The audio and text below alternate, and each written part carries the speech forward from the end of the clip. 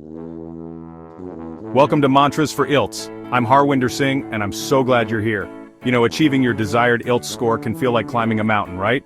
But trust me, it's totally achievable.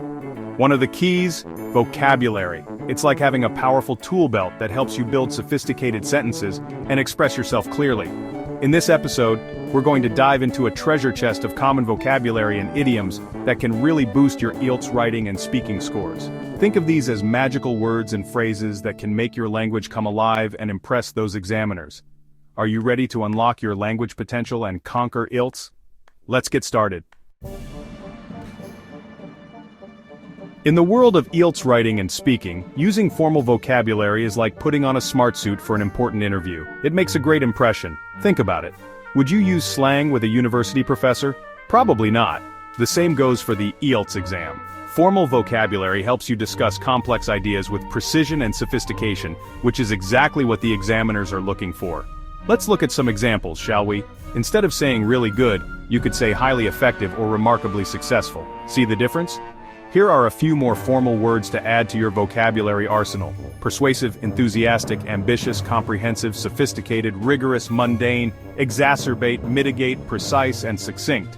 Don't worry, you don't have to memorize them all at once. Just start by incorporating a few into your writing and speaking practice. For instance, instead of saying the new policy is a complete plan to cut down on pollution, you could say, the new policy is a comprehensive plan to reduce carbon emissions. Sounds impressive, right? Remember, using formal vocabulary demonstrates your command of the English language and earns you those valuable points.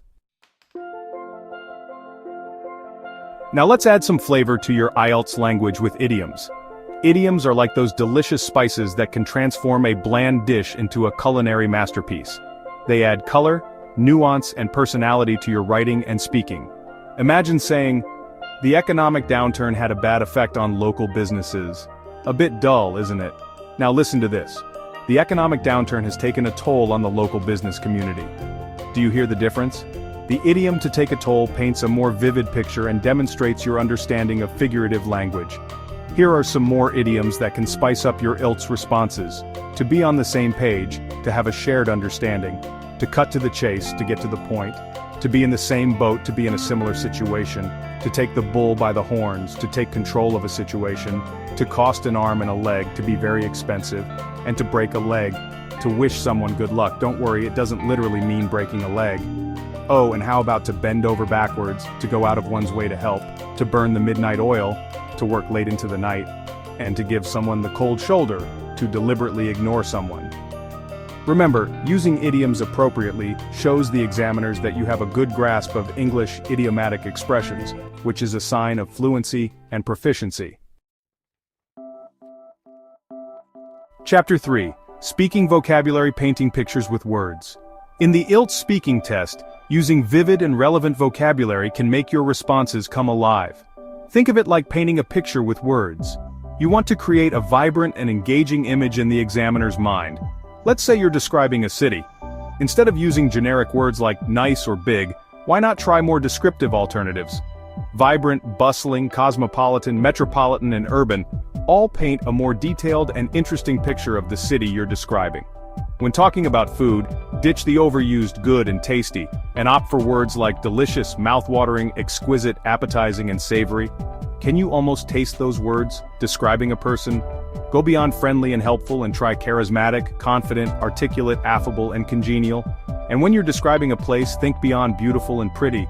Words like picturesque, serene, breathtaking, stunning, and spectacular create a sense of awe and wonder.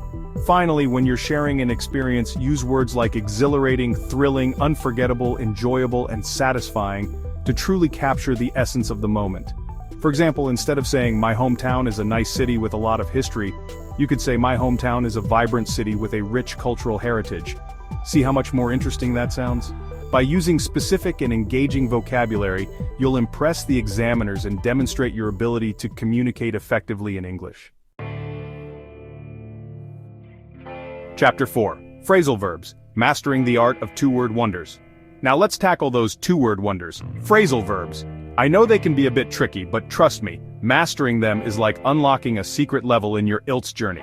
Phrasal verbs are those combinations of verbs and prepositions or adverbs that create a whole new meaning, sometimes a meaning that's quite different from the individual words themselves.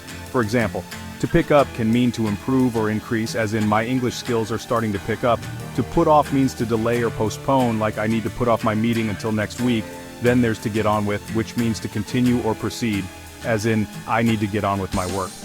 To look forward to means to anticipate or expect with pleasure, such as I'm really looking forward to my vacation.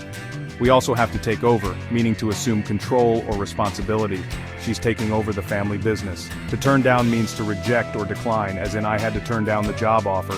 To wrap up means to conclude or finalize. Let's wrap up this meeting. And let's not forget to rule out, which means to eliminate or exclude, like we can't rule out the possibility of rain. Finally, to set up means to establish or organize, as in, we need to set up a time to meet. And to follow up means to check or pursue something, such as I need to follow up on that email. See, phrasal verbs are everywhere. By using them correctly, you demonstrate your fluency and naturalness with the English language. Chapter 5. Academic Vocabulary, Unlocking Your Inner Scholar. Ready to sound like a true academic? Let's explore the world of academic vocabulary. This special set of words and phrases is like the key to unlocking higher levels of expression in your IELTS writing and speaking. Think of words like to analyze, to examine or break down, to evaluate, to assess or judge, to compare, to examine similarities and differences, to contrast, to examine differences, and to criticize, to analyze and judge. We also have to justify, to explain or defend, to refute, to prove or disprove, to summarize, to give a brief overview, and to synthesize, to combine or integrate. Instead of saying, the researcher looked at the data to find patterns, you could say, the researcher analyzed the data to identify trends and patterns. Sounds much more academic and impressive, right? Using these words effectively demonstrates your ability to engage with complex ideas and articulate them clearly and concisely. That's it for today's episode on vocabulary and idioms for IELTS writing and speaking. Remember, vocabulary is key to conveying complex ideas and opinions. Practice using these words and phrases in your writing and speaking, and don't forget to subscribe to Mantras for IELTS for more tips and strategies. Remember, building a strong vocabulary takes time and effort. Make it a habit to learn new words and phrases every day, and try to use them in your writing and speaking practice. The more you practice, the more confident you'll become. I'm confident that with dedication and the right strategies, you can achieve your desired IELTS score. Good luck, and I'll see you in the next episode.